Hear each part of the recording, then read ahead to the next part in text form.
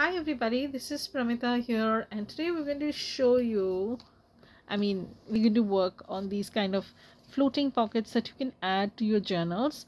And I have used this new Sepia collage masterboard kit that I have in my shop, but you can use any paper for that matter. But basically a more neutralish kind of paper will do this kind of project more good. Something's falling off. So okay, let me show you what I have done to these two.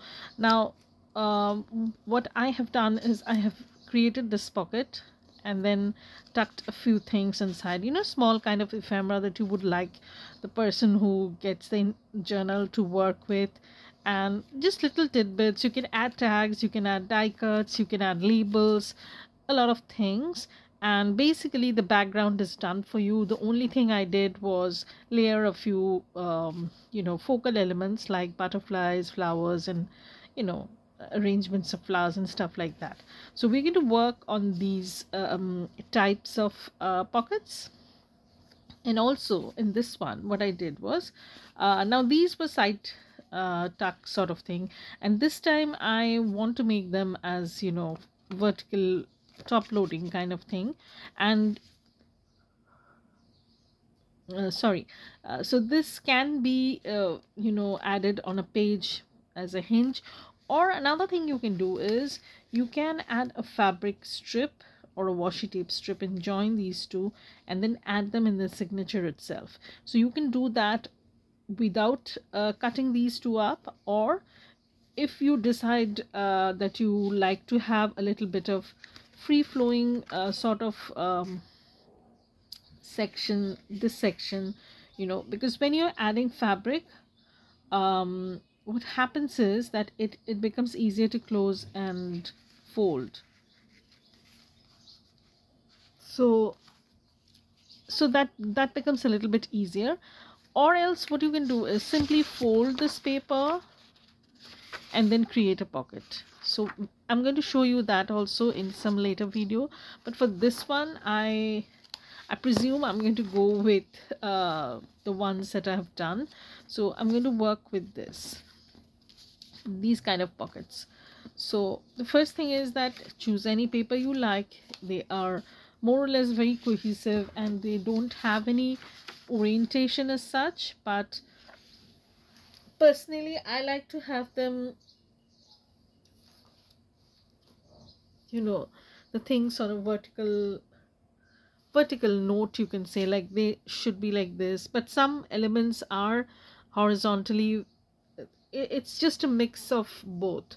So the first thing I did to create these kind of floating pockets, so I'm going to keep them as reference points, you can say. And the only thing I'm going to do is I'm going to slice this paper up into quarters. So that's it. No measurements, nothing. And I had printed them. I had the white edge, which I took off, and now I'm just going to cut this up. I need to get my trimmer, but of course you can skip the trimmer part also, but anyways I like to use the trimmer. Just a second. So I have this is an ancient trimmer, but it has never let me down. I really like this, and it still works basically, but you have to be a little bit slow with it. It cuts like a dream. So what I've done, as you can see, I have just made quarters out of that paper. No measurements, nothing whatsoever. You don't need to measure anything when you're making these kind of pockets. So what I'll do is, again, I'm going to slice it down very carefully. Okay, so I have these two, and now I need to work on this. So these are very useful when you're making a journal and you want a sort of a collaged base for your journal cards and tags.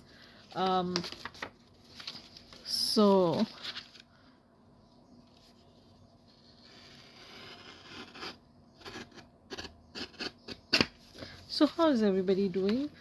I am very tired and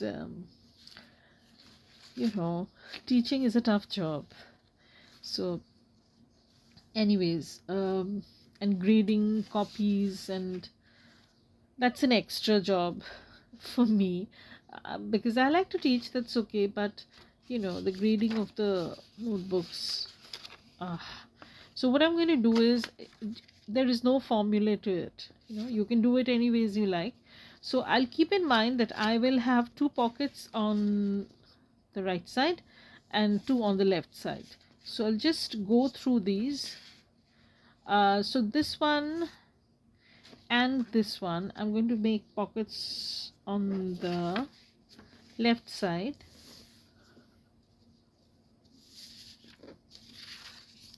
and these 2 we're going to have pockets on the right side. Now there's no measurement to the pockets also.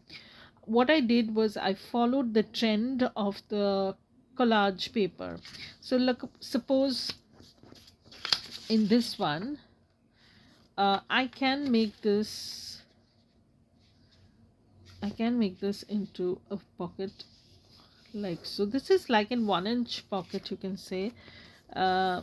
You can make it small or big, whatever suits you, and I will show you the variations also in sizes. I'm just following the pattern of the paper because you can see for yourself. If I have this, it's looking better. So we're going to have one on the right side, one on the left side, and if you want, you can make them like this also. It's totally up to you. You can add them as a flip out pocket. You can, you know, make this as a top tuck. The variations are endless. You can take it to another level. It's just how you perceive the paper. So this is another portion, and again I'm going to be making a pocket on the right hand side like this one, and in this case I'm not sure, but I'll probably keep it like this. So let's do it this way also, and I'll tell you what I plan for. So if I have this on a page like this, so I can hinge this over, and then I'll have a tuck spot. Now I'm not sure whether I'm going to be using them as floating ones or as a standalone you know, journaling card or tag that I want to put in a pocket. So when I'm unsure like this, I'm going to back these up with some cardstock, because I have not printed them on cardstock. I have printed them on 120 GSM paper, and I'm going to back them up with cardstock. I'll just be back and show you how they look.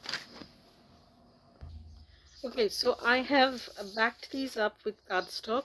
Now the cardstock that I'm using is kind of creamish in color, so I like this cardstock basically because, you know, the inking process is very nice and cohesive, because the base itself is a little bit cream in color. So what I've done, I have not trimmed down the extras, as you can see. I will do that while we go through the process. And if you want to keep them like this, it's totally up to you, but personally I like to add some floral and butterfly accents. You can add vintage photos and, you know, portraits and stuff like that. There are lots of things available on Etsy, as well as you can use the vintage stuff itself. This is just the background collage portion, or the masterboard, that is done for you. Personally, I prefer a neutral background. I have talked about that time and again, because that gives you more scope to play with different types of colors, different themes, because you already have the background which is very neutral. Now I have this fold lightly done, but I'm not going to fold it again, because I'm going to stitch around this and then I'm going to fold this and form the pocket. I'll show you what I mean. So first let me trim this down. So if you are new to my channel, then welcome, and if you have been hanging around for a while, so thank you for being there. It means a lot to me, and good news is that I have hit 2.5k subscribers, and I'm really thankful for that, because I know I have not been the greatest in the sense that very regular in my uploads, because that's because this is not my full-time job. I had done this for a while. I tried basically to do this as a full-time job, but you know, my day job was calling out for me, and it was only for a while when the pandemic struck that the schools had to take the classes online, and I was not ready to do it online, because I don't know why, I didn't feel I'm up for it. But things have changed now. Schools have reopened, and the teachers are back to their physical, you know, the offline classes. So yeah, so I'm back to my job, and it's pretty hectic right now. Anyways, so we have the basic folds done. I hope you can see it. Like, you can see the crease, I hope. Can you see the crease here? So I'll know where to fold, but that doesn't mean I'm going to fold it right away, because once I fold this, the stitching process becomes a little bit tricky, because I want this edge to be stitched also. So when I'm folding this part, you can see the fold. When I'm folding this part is also stitched. Now if I want, I can make a notch right away. I'll just show you how I make the notches, but I can't find my 1-inch punch. It must be lying somewhere. I need to clean up this mess, you know. And working with scraps is a really messy business, and unfortunately I'm not very happy when this mess occurs. I don't like the aftermath of the messy work, but I like to create the mess, let's put it this way. So I can put a notch. So that's my punch who works in this fashion. So I'll have a notch sort of thing. You can skip the notch part, because I have not done the notch before, but I'm not going to fold it entirely, because I will stitch this and then I will you know, fold this. So let me show you how I plan on stitching everything up, and then I'll be back to decorate this with you people. So keep watching, don't go anywhere. So I have stitched them all around, but I have not created the pockets yet, because now is the time when I would like to ink this part. I have not inked this in these two, so that was a mistake, but I can still go in and do it later. It becomes a little bit tricky, but it's not undoable.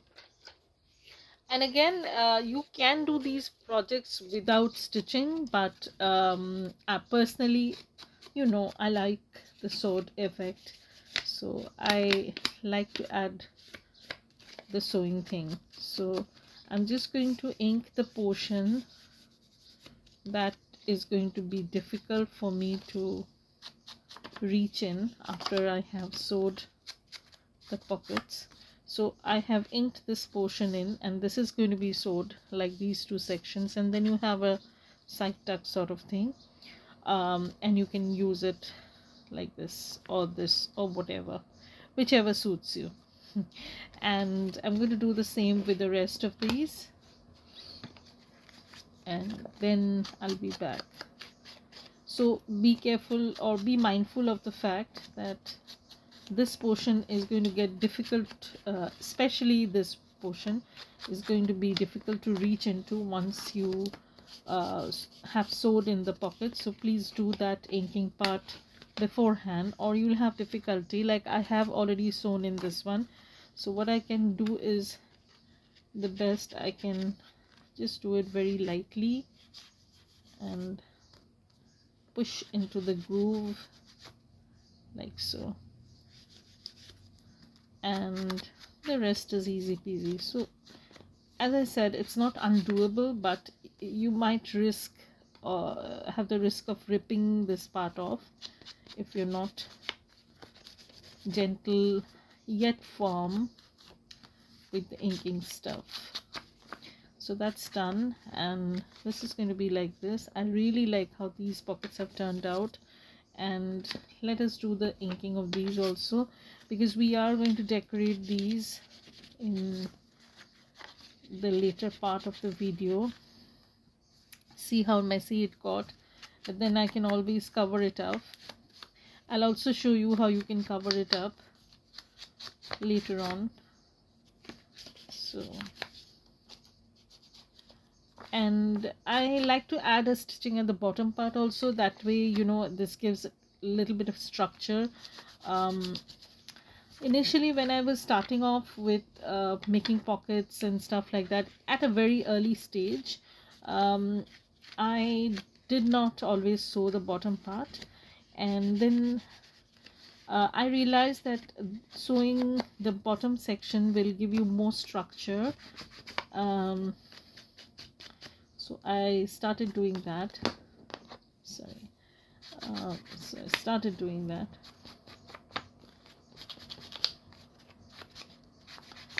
And now I'll stitch these.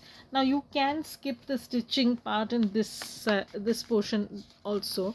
You can just glue these two sections, that will work too, but personally I find sewing a kind of, you can say, therapy for me. It takes my mind off from so many things, so many work issues, home issues, health issues. It kind of keeps me sane.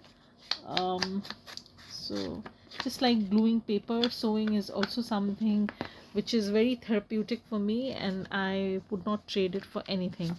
So now, since I have already stitched everything, I'll show you how I do the folding. Now you can see the folding mark here. I'm just going to bring this here, and I'm going to get either my scoring tool, or I can use a ruler or whatever. Ruler or whatever, but this time I'm going to be using my scoring tool. But this is not straight. Okay, so this is more or less done. Now if you want, you can decorate this part also. Probably I will do that in some of the pockets like this, but not all. I will also be making some tags with pockets and side tucks and stuff like that. So in this video we are basically going to work on these kind of pockets, and I'll show you how you can decorate a few of these, because you know it's going to take up ages, and then I'll come back and show you how they look, the entire lot that we have worked on. Like this one, these two were the previous ones. So this one, this one, this one, and this one. So four of these. This one is a little bit different because it has a tall, you know, it is a taller oriented pocket. You can make it into a tag, you can make it into a flip pocket. I'll show you what I mean by that. I don't think I have a journal that I'm working on. Just a second.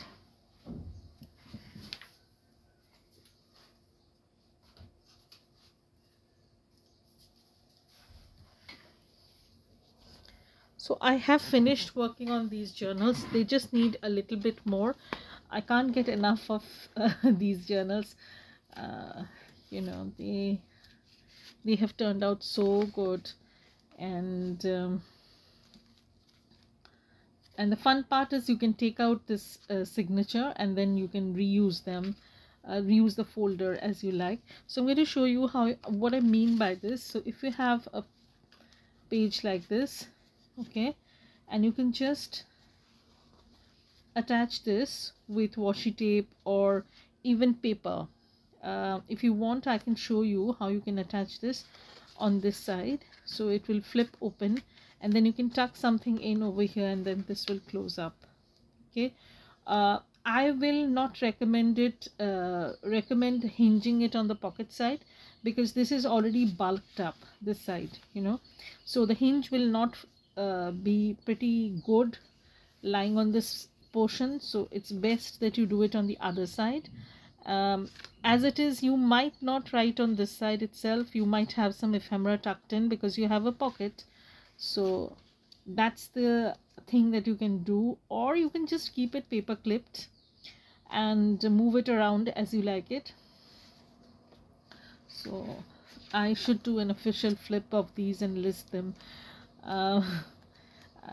I have created 2 of these, and they would very soon be appearing in my shop, probably on my birthday week, because June is my birthday month, and there's going to be quite a few listings for physical journals, because right now I do not have any physical journals listed in my shop. I have taken all of them, all of the listings down, because I'm going to make fresh listings of fresh journals. So keep an eye out for that. And so these are very user-friendly kind of journals, but there's so much of eye candy attached to it. So I really love these journals. So okay, let's get back to making the journal cards and tags and whatever. So I'll stitch the pockets and I'll be back to decorate these. So keep watching and see how they turn out. So now we have these pockets done, and now is the time when we are going to have a little bit of a play with, you know, vintage images, floral images, butterflies, word labels or whatever. So let's start decorating the ones we created today. So today we created this one. So I'm going to be showing you only 1 or 2 because it's going to eat up a lot of time, and then you can get the hang of it. I'll just come back later and show you how I'm going to finish off these floating pockets or journal cards or whatever. So this is this one. So I need to take off the extra bits, you know, the whites. Then I'll of course ink the rest. So we're going to work on this. Okay, so here I have some fussy cut flowers. These are from my shop, but you can use any fussy cut flowers for that matter. I do have a bunch of these from different shops, but I am yet to use the yellow floral ones in a proper sense because I've only used this one, and I want to use some more from these. So this is also from the yellow and orange. See how it's, so that is why, you know, the florals that I have added as fussy cuts, they are not only in one single orientation. You can put them in this way, so that, you know, the idea behind this is I want to keep this image intact. I want to keep this intact, partially intact, so that it looks very blended in. And that is why I have added flowers with these kind of orientations, which you can use in bits and pieces, and then your project will look a little bit different from what it usually does. So this one is so I'm also in the process of coming out with some roses, but I don't know if I'll ever do that. I say that, but then I change my mind. So I can use this. This is fragrant as a rose, so I wanted to use this rose. But honestly, I would have loved to use a pinkish, something pinkish, but I don't have them here. So I don't know. Like, I can use this, but I don't need the entire thing. This is too much. So this is what happens when you think of decorating or embellishing. The process eats up a lot of time, trust me. So I can use this, and what I can do is I can chop off this part and then include this also. So what I can do is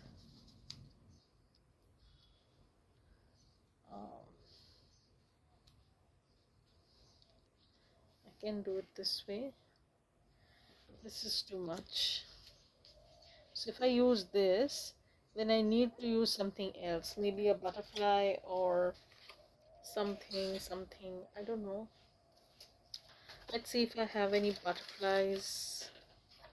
Now these I had created for myself, you know. I have created 2 sheets of blue butterflies only, because I found that blue butterflies are not very much readily available, you can say. But this is how it might look. I need to put a label of some sort, something that is going to jut out. So let me dig into my label box and see what I have. Sorry, I have to reach out. So I have this. This is also the vintage script labels that I have. And then or I can use this, but then there's going to be, I won't use the entire thing, but then I don't need to use this. This is kind of a bit too much, so I'm probably going to use this or something very lighter in color. So I might use this. Yes, better. And I will use a butterfly over here, but I don't know.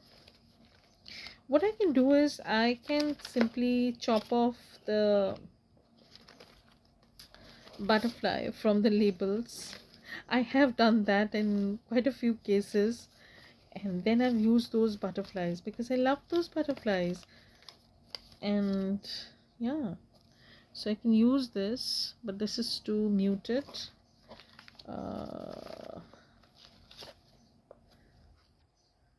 So we can use this. I'll have to chop off this butterfly probably and use it. You can do that. There's nothing harm in it. There's nothing wrong in it. It's just what fits into that space. That's what matters most, not the butterfly. I'm sorry to say, not the butterfly. But again, these are the butterfly labels that I have, and I think I'm going to go with this. This looks very nice, very controlled, you can say, but I can put one over here also. But this is a tad bigger. I need something smaller. Let me dig into. Now this is a box which I have for my personal use. Sometimes what happens is I start creating things and then I don't include them in the kit. So I keep them in this box when I change my mind. So probably they should make appearance somewhere. But this is big, so big. Oh my god, I need something smaller. I don't know, I can't find something smaller. That's really annoying.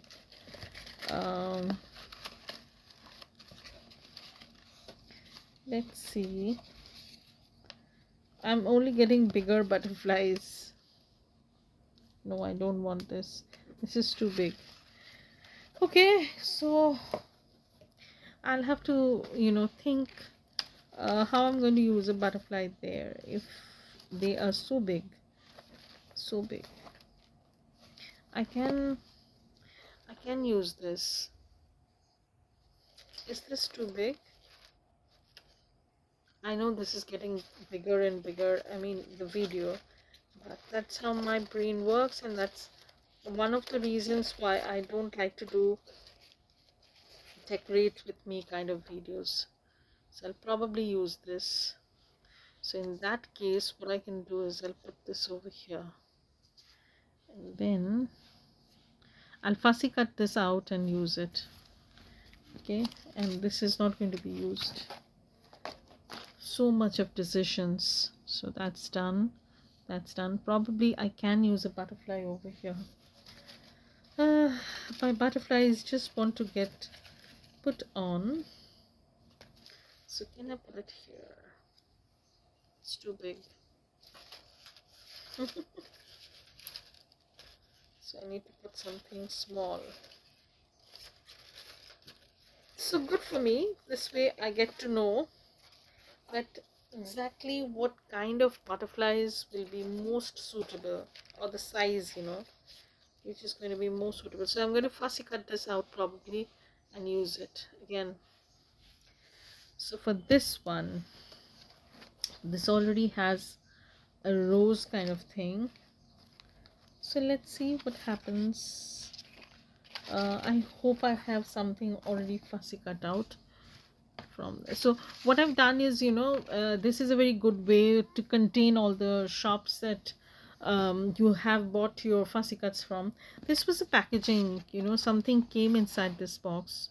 So what I've done is bluegrass fussy cut flowers. I've written that, so I know the all the fussy cuts from my shop. Something scrolling, okay. Some creepy crawly things probably. So you know that all the fussy cuts from one shop is in this box.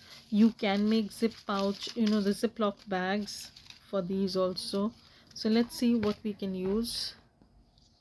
This is too washed out, so let's see. Today, I don't know when you will be able to see this video, because I think you're going to probably see this on Thursday, probably Thursday. So I can put it this way, or what I can do is, you know, these are all trial and error methods. You see what suits best and then you work around it. So I'll probably use something like this, but I don't want this. This is a little bit looking dulled out, so I will be using something else. No, this is too big. I'm sorry, you must see what I'm contemplating. I do have to, honestly, I do have to fussy cut out some of the yellow fussy cuts that I have in my shop. So what I do is, when I have the this is just, I know I shouldn't be showing this. This is just a sneak peek of the blue butterfly kit that's going to be coming soon. So I probably can use this, I don't know, or I can use this. So what I do is, I can probably use this. I think this is going to look nice. So see, what I do is I keep these fussy cuts, you know, just in a rope basket sort of thing, and then I just carry it around wherever I find suitable and sit down to chop things off. Yeah, I know it sounds weird, but that's how my time is these days, guys. So I have to be very careful about how I am going to be using up my time. And you know, after the classes, I am so stressed out. I really don't want to talk much and just have some quiet me time. It takes a lot out of you, you know, teaching. And this time what happened was, I was hell-bent on not getting back to the full-time job sort of thing. These people have been coaxing me, pursuing me for quite a while, and they really wanted me back. And now I have so many students taking some, you know, these are extra coaching classes sort of thing. So I give them the extra support they need after school. So that is very important for them not to drop out and continue with their studies and do well. And I teach social studies, social science, you can say. In some countries they say social science, social studies and science as well as English, but English is my main area.